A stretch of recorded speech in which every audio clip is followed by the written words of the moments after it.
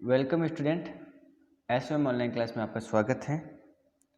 और बात करेंगे आज नए लेसन की बात हमने कर ली थी, तो उसी लेसन को हम आगे बढ़ाएंगे। तो क्लास 8 की बात करेंगे इसमें, और एसएसटी की हम बात करेंगे आज इस वीडियो में। पाठ संख्या 9 चल रहा था। राष्ट्रीय आंदोलन की बात कर रहे थे कि जो राष्ट्रीय आंदोलन हमें पढ़ना है वो 1870 से लगाकर 1947 के बीच में जो आंदोलन हुए हैं उनकी हम बात करेंगे एक विस्तार से। हमने लास्ट में वीडियो में देखा था कि किस प्रकार से भारत में जन राष्ट्रवाद का उदय होता है। जन राष्ट्रवाद का उदय होता है, उसकी हम बात करेंगे। ठीक है, तो हमने देखा था कि किस प्रकार से 1920 के बाद में अलग अलग संघर्ष हुए। लोगों ने जो आंदोलन है उसमें ज़्यादा से ज़्यादा भागीदारी निभाना या उसमें अपना महत्वपूर्ण योगदान देना शुरू कर दिया था। 1919 के जो भी आंदोलन हुए उसके बाद में, तो जो भी आंदोलन हुए, अगर हम अंग्रेज़ों के खिलाफ़ की बात करें तो अंग्रेज़ों के खिलाफ़ 1919 के बाद में जो आंदोलन हुए, तो उन आंदोलनों के अंदर आपको ध्यान रखना है कि किसान वर्ग ने भी भाग लिया। जो किसान है वो भी आंदोलन में शामिल हो गए। जो आदिवासी लोग हैं वो भी आंदोलन में शामिल हो गए। आदिवासी वर्ग के अलावा जो विद्यार्थी वर्ग है, महिला हैं, सभी क्या हुई, आंदोलन में भागीदारी निभाने लगी। और कई बार तो जो औद्योगिक जो उद्योग में काम करने वाले जो मजदूर हैं वो भी आंदोलन में शामिल होते थे। ठीक है, तो 20 के दशक से कुछ खास व्यावसायिक समूह भी कांग्रेस को सक्रिय समर्थन देने वाले निकल गए थे। तो ये ध्यान रखना है आपको। जब प्रथम विश्व युद्ध हुआ और उस प्रथम विश्व युद्ध से भारत की जो आर्थिक स्थिति है उसमें परिवर्तन हुआ, और 1914 से 1918 के बीच में प्रथम विश्व युद्ध हुआ। उससे क्या हुआ कि भारत की जो आर्थिक और राजनीतिक व्यवस्था है उसमें परिवर्तन हुआ, क्योंकि अब इसमें ब्रिटिश जो है, इंग्लैंड है, वो भी इसमें शामिल था, ब्रिटेन वगैरह। तो उससे क्या हुआ था कि भारत के लोग उस प्रथम विश्व युद्ध के अंदर गए थे, और सरकार को जो भी घाटा हुआ उसका मुनाफा कमाने के लिए, उसकी अपने सैन्य खर्चों को वापस पूर्ति करने के लिए अपनी जो कीमतें हैं उसमें भारी उछाल आया। कीमतें महंगी हो गई वस्तुएं, और लोगों को मुश्किलें होने लगी। इसके अलावा जो दूसरी तरफ से देखें, जो व्यावसायिक समूह है, कौन सा समूह? व्यावसायिक समूह, यानी ऐसा व्यक्तियों का समूह जो व्यवसाय करते हैं, व्यापार करते हैं, उनको अब फायदा होने लग गया था। वो मुनाफा कमा रहे थे, क्योंकि वो कोई वस्तु को आराम से महंगा कर सकते थे, और महंगा करके चीज़ों को बड़ी आसानी रूप से बेच करके वो मुनाफा कमा रहे थे। तो हमने देखा था कि जो औद्योगिक वस्तु हैं, जैसे जूट के बोरे हैं और कपड़े हैं, पटरियां हैं, इनकी मांग बढ़ रही थी। और उस समय अन्य देशों से भारत आने वाली जो आयात में जो चीज़ें हैं उसमें कमी आ गई। ठीक है, और इस तरह युद्ध के दौरान भारतीय उद्योगों का विस्तार हुआ, और भारतीय व्यावसायिक समूह विकास के लिए और अधिक अवसरों की मांग करने लगे। जब बाहर से जो चीज़ें मंगाई जाने लगी उनकी मांग कम होगी, देश के अंदर चीज़ों की कमी होगी, और इससे ये हुआ कि भारत के अंदर जो उद्योग धंधे हैं उनका विस्तार होना शुरू हो गया था, उनका विकास होना शुरू हो गया था। तो जो युद्ध की बात करें तो युद्ध ने अंग्रेज़ों को अपनी सेना बढ़ाने के लिए विवश किया। युद्ध में अंग्रेज़ों को अपनी सेना बढ़ानी थी, तो बढ़ाने के लिए विवश हुआ। तो एक विदेशी युद्ध की खातिर गांवों में जो सिपाहियों की जो भर्ती है वो दबाव डालने लगी। मतलब अंग्रेज अब भारत के लोगों पर, गरीब लोगों पर, विदेशी जो युद्ध कर रहा है वो दूसरे देशों के साथ में युद्ध करने के लिए भारतीय गांवों में भर्ती शुरू हो जाती है, सिपाही में भर्ती करने का काम शुरू हो जाता है। ठीक है, तो सिपाहियों की भर्ती के लिए दबाव डाला जाने लगा, और बहुत सारे सिपाहियों को दूसरे देशों में युद्ध के मोर्चे पर भेज दिया। भारत के गांवों में भर्ती शुरू हुई, और भारत के लोगों में गांवों से सिपाही बना करके उनको दूसरे देशों के साथ में युद्ध करने के लिए अलग अलग मोर्चों पर, अलग अलग स्थानों पर, मोर्चों यानी जहाँ पर क्या होता है कि सैनिक अड्डा होता है, वहाँ से लोग युद्ध करते हैं, तो वहाँ पर लोगों को भेज दिया। इसमें अगर देखें तो बहुत सारे सिपाही युद्ध के बाद ये समझदारी लेकर लौटे कि साम्राज्यवादी शक्तियाँ एशिया और अफ्रीका के लोगों को किस तरह शोषण कर रही हैं। जो देश युद्ध में गए थे उनको ये बात पता लगी कि जो साम्राज्यवादी शक्तियाँ हैं, साम्राज्यवादी शक्ति का मतलब हुआ कि ऐसे लोग का समूह जो अपने साम्राज्य को बढ़ाना चाहते हैं, जो एशिया और अफ्रीका में लोगों को गुलाम बनाकर रखी हुई है, वो किस प्रकार की नीति रखती है। और इन लोगों ने भी भारत में जो औपनिवेशिक शासन व्यवस्था थी उसका विरोध किया। औपनिवेशिक शासन व्यवस्था की हमने बात की थी, क्या होता है, ठीक है। तो उसका विरोध भी किया। क्यों किया? क्योंकि इन लोगों को जब बाहर भेजा युद्ध करने के लिए अलग अलग मोर्चों पर, तो उनके साथ में किस प्रकार बर्ताव किया जा रहा था, और उनको समझ में आ गया कि जो साम्राज्यवादी देश हैं वो किस प्रकार से एशिया और अफ्रीका के अनेक देशों का शोषण कर रहे हैं। तो वो भी आपको ध्यान रखना है, समझना है। इसके अलावा जब 1917 में रूस की क्रांति हुई, रूस में क्या हुई, 1917 में क्रांति हुई। भारत में भी 1857 में क्रांति हुई थी, लेकिन सफल नहीं हुई। 1917 में रूस में क्रांति हुई, और इस घटना के चलते किसानों और मजदूरों के संघर्षों का समाजवादी विचार बड़े पैमानों पर फैलने लगे। इससे भारतीय राष्ट्रवादी की नई प्रेरणा मिलने लगी। जब यहाँ पर क्रांति हो रही थी तो लोगों में नए उत्साह भरा हुआ था, लोग खुश हो रहे थे क्रांति को देख करके। उनको लगा कि क्रांति से हमारा भी भला होगा, और उन्होंने भी बढ़ चढ़कर आंदोलन में भाग लेना शुरू कर दिया था। तो ये बात आपको ध्यान में रखनी है। अब बात करते हैं महात्मा गांधी की, किस प्रकार भारत में महात्मा गांधी ने आंदोलनों को आगे बढ़ाया। उनके आंदोलन की हम बात करेंगे विस्तार से। तो बड़ी महत्वपूर्ण बात हम करेंगे आंदोलन की, ठीक है। बात करते हैं महात्मा गांधी का आगमन, कहाँ से आगमन होता है, किस प्रकार आंदोलन में महात्मा गांधी अपनी भूमिका निभाते हैं। तो विस्तार से देखेंगे महात्मा गांधी का आगमन,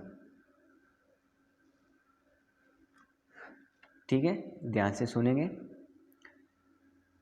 अगर देखें महात्मा गांधी तो एक जन नेता के रूप में सामने आए। वो किसी पार्टी के नेता नहीं थे, वो लोगों के नेता थे, जन नेता। और गांधी जी 46 वर्ष की उम्र में 1915 में दक्षिण अफ्रीका से भारत आए। कहाँ आए? भारत। दक्षिण अफ्रीका गए थे। कहाँ पर? दक्षिण अफ्रीका। वहाँ दरअसल गए थे, वहाँ जो लोग हैं नस्ल भेदी या जो नस्ल के आधार पर भेदभाव करने वाले, उनके खिलाफ आंदोलन चला रहे थे उस देश के अंदर, दक्षिण अफ्रीका में। तो वहाँ गए हुए थे, और अंतर्राष्ट्रीय स्तर पर उनकी अच्छी मान्यता थी और लोग उनका आदर करते थे, ठीक है। तो दक्षिण अफ्रीकी आंदोलन की वजह से उन्हें हिंदू, मुसलमान, पारसी, ईसाई, गुजराती और तमिल सभी भारत के लोगों को, वकील हो या मजदूर हो, सबका उनको मौका मिला। भारतीयों से मिलने जुलने का मौका मिल चुका था, सभी जानते थे और अलग अलग लोग उनको पसंद करते थे। तो 46 वर्ष में 1915 में वो भारत में आए दक्षिण अफ्रीका से। दक्षिण अफ्रीका में उन्होंने आंदोलन किया, नस्ल भेदी के खिलाफ जो अहिंसक आंदोलन किया, जिससे उनको विजय हुई, वहाँ पर सफलता मिली। तो अंतर्राष्ट्रीय स्तर पर उनकी ख्याति थी। इसके अलावा भारत में भी अलग अलग धर्म के, अलग अलग वर्ग के लोगों के अंदर भी वो जाने पहचाने जन नेता के रूप में उभर कर सामने आए। तो वो भी आपको ध्यान रखना है, ठीक है। महात्मा गांधी ने अगर बात करो तो सबसे पहले पूरे भारत का दौरा किया। कब? जब 1915 में वो महात्मा गांधी दक्षिण अफ्रीका से भारत में आए, तो सबसे पहले उन्होंने भारत का दौरा किया। भारत के अलग अलग स्थानों पर वो घूमे, देखा, और वहाँ इस दौरान यहाँ के जो लोग हैं, उनकी ज़रूरत हैं, उनके हालात हैं, उनको समझा। सबसे पहले उन्होंने अलग अलग स्थानों पर स्थानीय आंदोलन किए, छोटे छोटे आंदोलन किए, जिसमें एक तो आंदोलन किया चंपारण का आंदोलन किया, चंपारण के अंदर आंदोलन किया, फिर खेड़ा का आंदोलन किया, फिर अहमदाबाद के अंदर आंदोलन किया। चंपारण बिहार में आया हुआ है, वहाँ एक आंदोलन किया उन्होंने चंपारण में, उसमें भी विजय मिली। खेड़ा गुजरात में है, वहाँ पर भी उन्होंने आंदोलन किया, और अहमदाबाद भी गुजरात में है, तो वहाँ पर भी महात्मा गांधी ने सबसे पहले ये आंदोलन किए। 1915 में जब भारत में दक्षिण अफ्रीका से भारत में महात्मा गांधी आए, तो उन्होंने क्या किया, उन्होंने देश का दौरा किया, देश में घूमे, अलग अलग स्थानों की कंडीशन की जानकारी लिए, लोगों से मिले, लोगों की वास्तविक ज़रूरतों के बारे में समझा, देश के हालात को समझा, और हालात समझने के बाद में महात्मा गांधी ने छोटे छोटे स्थानों पर आंदोलन किए। इसमें 3 प्रमुख आंदोलन हैं। एक तो है चंपारण का आंदोलन, खेड़ा का आंदोलन, अहमदाबाद का आंदोलन। चंपारण बिहार में और दोनों बाकी का है गुजरात में। ठीक है। तो दक्षिण अफ्रीका में 1895 के अंदर नटाल कांग्रेस के जो संस्थापक हैं उनकी हम बात करते हैं। दक्षिण अफ्रीका में नटाल कांग्रेस के संस्थापक हैं उसमें बहुत सारे। तो उसमें नस्ल भेद का विरोध करने वाले नटाल कांग्रेस का गठन किया 1895 के अंदर डरबन के अंदर, और उसमें महात्मा गांधी भी हैं। ठीक है, तो वो भी आपको ध्यान रखना है। तो अगर हम देखें चित्र में महात्मा गांधी, तो आप देखेंगे ये आपको चित्र दिखाई दे रहा है। क्या इसमें महात्मा गांधी को आप पहचान सकते हो? ढूंढो महात्मा गांधी कहाँ है। ये जो लोग बाकी है ना, वो है नटाल कांग्रेस के संस्थापक, डरबन दक्षिण अफ्रीका के अंदर। इन्होंने 1895 के अंदर, कब 1895 के अंदर नटाल कांग्रेस की स्थापना की दक्षिण अफ्रीका के अंदर। किसके लिए? जो वहाँ अंग्रेज थे जो रंग के आधार पर, नस्ल के आधार पर भेदभाव करते हैं, उनके विरोध में। और ये पूरे दक्षिण अफ्रीका के लोग हैं। इसमें आपको समझ में आ रहा होगा कि भारत के जो महात्मा गांधी है वो कौन है। तो आपको ध्यान रखना है कि ये जो व्यक्ति हैं ये कौन है, पहचान सकते हो आप? ये आपके महात्मा गांधी हैं जो आपको दिखाई दे रहे होंगे। ठीक है, तो ये ध्यान रखना है आपको कि महात्मा गांधी दिखाई दे रहे होंगे। तो ये उस नटाल कांग्रेस के संस्थापकों में से एक थे दक्षिण अफ्रीका के अंदर। ठीक है, तो ये ध्यान रखना है आपको। और इनके जो आंदोलन है, उन आंदोलन की बात करें तो इनके जो आंदोलन किसके माध्यम से हुए, तो उस समय जो इनका आंदोलन हुआ, उन आंदोलन के माध्यम से इनकी अलग अलग परिचय की बात हुई, अलग अलग लोगों से जान पहचान हुई। जिसमें तो राजेंद्र प्रसाद हैं। राजेंद्र प्रसाद का नाम सुना होगा। राजेंद्र प्रसाद भारत के प्रथम राष्ट्रपति थे। डॉक्टर राजेंद्र प्रसाद भारत के क्या थे? प्रथम राष्ट्रपति थे। तो जब महात्मा गांधी ने अलग अलग स्थानों पर आंदोलन किए तो उनकी जो परिचय है, उनकी पहचान इनके साथ में भी हुई। इसके अलावा सरदार वल्लभ भाई पटेल, सरदार वल्लभ भाई जो पटेल हैं, उनकी भी बात आती है कि उनका भी परिचय हुआ इनसे, जो भारत के प्रथम गृह मंत्री हैं थे। ठीक है, इसके अलावा जो 1918 है, 1918, देखो 1917 में चंपारण में आंदोलन, 1918 में ध्यान रखना है कि देखो 16 में तो वहाँ 17 में यहाँ, 18 में यहाँ। तो 18 में जो अहमदाबाद में मिल मजदूरों की हड़ताल हुई, उसकी सफलतापूर्व उनका नेतृत्व हुआ, उनको सफलता मिली। कब? 1918 के अंदर। कहाँ पर? अहमदाबाद के अंदर। ठीक है, सफलतापूर्व उनको वहाँ पर ध्यान रखना है कि सफलतापूर्व नेतृत्व किया और उनको सफलता मिली अंग्रेजों के विरोध में। जो मिल मजदूर हैं उनके लिए, मिल यानी जो फैक्ट्री में काम करने वाले मजदूर हैं, उनकी भलाई के लिए, उनको मांगों को मानने के लिए उन्होंने आंदोलन किया, उनकी हड़ताल में नेतृत्व किया और लोगों को सफलता दिलाई। तो 1919 से और 1922 के बीच में महात्मा गांधी ने महत्वपूर्ण आंदोलन किए। महत्वपूर्ण बातें आती हैं, उन आंदोलन की हम बात करते हैं विस्तार से, एक एक तो आप समझेंगे ध्यान से किस प्रकार से आंदोलन किए महात्मा गांधी ने। सबसे पहले बात आती है रॉलेट सत्याग्रह। रॉलेट सत्याग्रह, ठीक है, सत्य प्लस आग्रह, सत्य का आग्रह करना। तो 1919 में गांधी जी ने अंग्रेजों द्वारा जो रॉलेट एक्ट पारित किया, जो रॉलेट कानून पारित किया, उसके खिलाफ में, उसके विरोध में महात्मा गांधी ने सत्याग्रह का आह्वान कर लिया। किसका? सत्य की आग्रता करने के लिए, सत्य को बढ़ावा देने के लिए आह्वान कर लिया। किसके खिलाफ? ध्यान रखना है आपको, रॉलेट एक्ट के खिलाफ। 1919 में जब सरकार ने रॉलेट एक्ट पारित किया तो महात्मा गांधी ने उनके खिलाफ सत्याग्रह शुरू कर दिया, जो रॉलेट एक्ट के नाम से जाना गया। ठीक है, तो एक बात तो ये ध्यान रखनी है। इसके अलावा ये जो कानून है, अगर मैं कानून की बात करूँ तो ये जो कानून है ये अभिव्यक्ति की स्वतंत्रता जैसे मूलभूत अधिकारों पर अंकुश लगाने और पुलिस को और ज़्यादा अधिकार देने के लिए लागू किया गया था। ये जो रॉलेट एक्ट है, इस कानून में क्या था कि इस कानून के द्वारा जो पुलिस है उनको और अधिकार मिल रहे थे। इसके अलावा जो लोग हैं उनके जो अधिकार है, मूलभूत अधिकार, उन पर आराम से इस कानून के द्वारा अंकुश लगाया जा सकता है, उन पर रोक लगाई जा सकती है। इस कानून के द्वारा उनके अधिकारों पर नियंत्रण हो सकता है। इससे पुलिस को और अधिकार मिल रहे थे और ये देश की जनता के लिए सही नहीं थे। तो इसका विरोध हुआ 1919 के अंदर। महात्मा गांधी ने क्या कर दिया, इनके खिलाफ सत्याग्रह शुरू कर दिया। ठीक है, तो ये बात तो ये ध्यान रखनी है आपको। महात्मा गांधी एक तो और मोहम्मद अली जिन्ना और अन्य नेताओं का मानना था कि सरकार के पास लोगों की बुनियादी स्वतंत्रताओं पर अंकुश लगाने का कोई अधिकार नहीं है।